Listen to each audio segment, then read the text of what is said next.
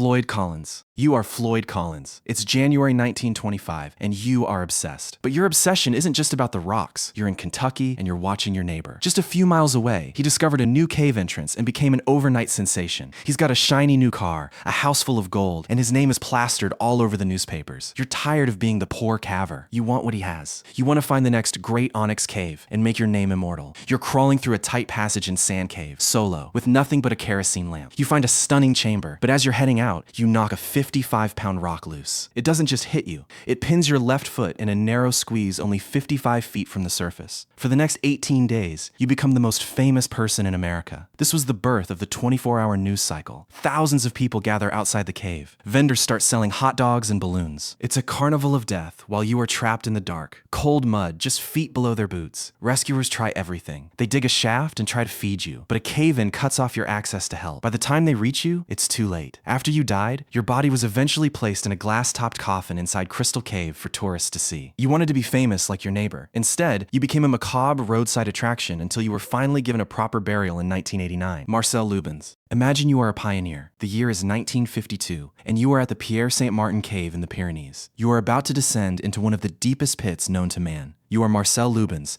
and you've spent years preparing for this. You are being lowered by a state-of-the-art electric winch, dangling over a 1,100-foot drop. But as you are being hoisted back up after a successful exploration, a single steel bolt on the winch shears off. You plummet 30 feet, hitting a ledge, and then tumble another 100 feet into the darkness. You are alive, but your spine is shattered. You are over 1,000 feet below the surface. For the next 2 days, doctors and rescuers are lowered down to you, performing surgery in the mud and the dark by the light of flickering headlamps. They try to winch you out again, but the equipment fails a second time. You die in the depths. Because the cave is so deep and the terrain so treacherous, your comrades realize they can't get you out. They bury you right there, in the heart of the mountain. It takes 2 more years and a massive engineering project just to retrieve your remains. You became a legend, but the price was a 2-year stay in the dark. The Mossdale 6. Shift your perspective again. You are part of a group of 6 elite, highly experienced cavers in the Yorkshire Dales, England. It's 1967. You aren't beginners. You are the best of the best, looking to find where the Mossdale Beck stream goes. You've been underground for hours, navigating a passage called the Knee-Wrecker. The name isn't a joke. It's a tunnel so low, you have to crawl on your stomach through freezing water and jagged rocks for hundreds of yards. Suddenly, you hear a sound like a distant freight train.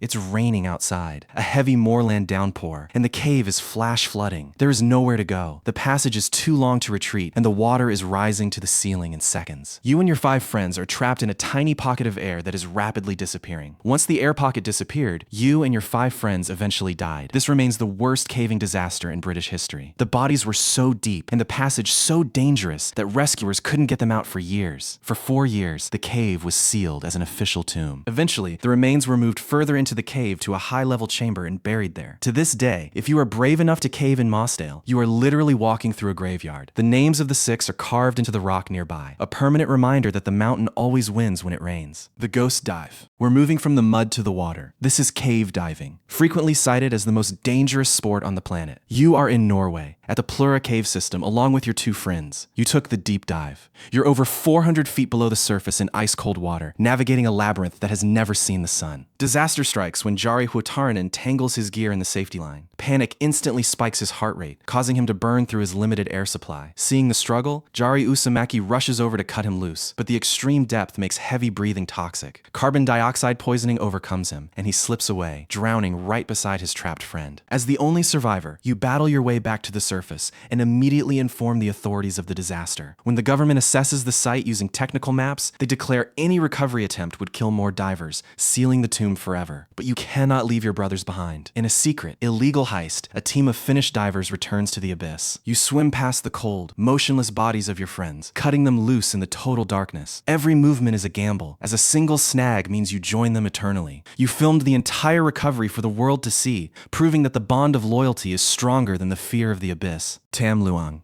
You were one of 12 boys on a football team in Thailand. You went into the Tam Luang cave for a quick exploration. When those boys entered the cave, they went too far inside. But the monsoon hit early, sealing the exit with a wall of water. Now, you've been trapped in the pitch black for 9 days. You're starving. The oxygen is dropping, and the cave is filled with miles of murky, turbulent water. The world is watching. This is a rescue mission of impossible scale. Thousands of people, including the world's elite cave divers, converge on the site. Finally, a team of divers reaches you by navigating a terrifyingly narrow, winding path path through the flooded labyrinth. But there's a problem. You can't swim, and you definitely can't dive through a mile of zero visibility tunnels. If you panic, you die, and you take the divers down with you. The solution is out of a sci-fi movie. You are injected with ketamine and alprazolam. This is done because the divers need you completely limp. If you thrash or gasp in the zero visibility water, you will drown instantly and trap the team. You are rendered unconscious, zip-tied, and carried through the water like a human package. Divers have to navigate your limp body through the squeeze, a passage so narrow they have to take off their own oxygen tanks just to fit. Against all odds,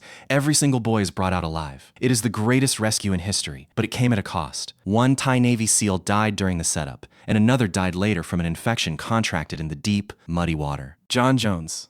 This is the one that still keeps the caving community up at night. You are John Jones, a medical student and family man out for a fun pre-Thanksgiving crawl with your brother Josh in Utah. You and Josh reach the entrance of Nutty Putty Cave, which looks like a small, unassuming hole on an uneven, dusty Utah hillside scattered with small desert rocks. You both climb down into the narrow opening, leaving the bright desert sun behind to navigate through winding passages and large chambers. Eventually, your brother Josh stops in a slightly open chamber to wait, while you head forward into the tighter tunnels alone. You think you found a passage called the birth canal, a famous tight squeeze, and you shimmy in headfirst, confident in your skills. But you've made a fatal mistake. You aren't in the birth canal. You are in an unmapped, vertical fissure that looks like a Y in the rock. You slide down the wrong side of the Y, and gravity becomes your enemy as you get stuck completely upside down in a space just 10 inches by 18 inches, about the size of a standard home fireplace. Your arms are pinned beneath you, and you can only move your feet a few inches. For 27 hours, over 137 rescuers try to pull you out. Josh desperately tries to pull you by your feet from the shaft above, and rescuers lower a thin feeding pipe to keep you sustained. They use a complex pulley system with 15 separate points of failure, managing to lift you just enough to give you a drink of water and let you talk to your wife over a radio. But then, a disaster. A natural stone anchor point snaps like a twig, a carabiner hits a rescuer in the face, and you slide right back into the hole, deeper than before. The physics of being upside down are brutal. Your heart works double time to pump blood out of your head, and your lungs begin to fill with fluid. You eventually lost consciousness and died. The Nutty Putty Cave was deemed too dangerous to attempt a recovery, so they used explosives to collapse the ceiling on top of you and sealed the entrance with concrete. You are still there today, encased in the rock, while your ghost remains a permanent part of the Utah landscape.